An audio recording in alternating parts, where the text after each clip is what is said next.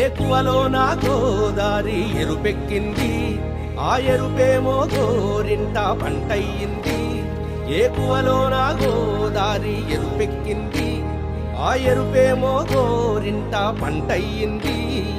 పండిన చేతికెన్నో సిగ్గులొచ్చి ఆహా సిగ్గంత చీర కట్టింది.